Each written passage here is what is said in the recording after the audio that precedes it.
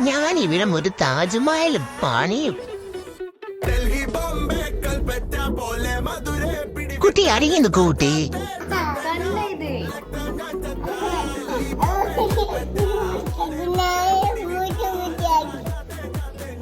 തല മര്യാദക്ക് നിൽക്കുന്നല്ലേ?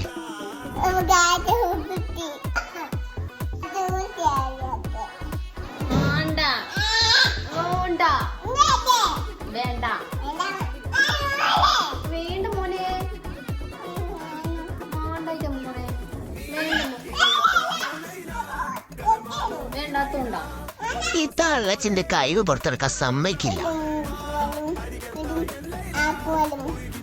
എങ്ങനെയുണ്ട് ഗൈസ്?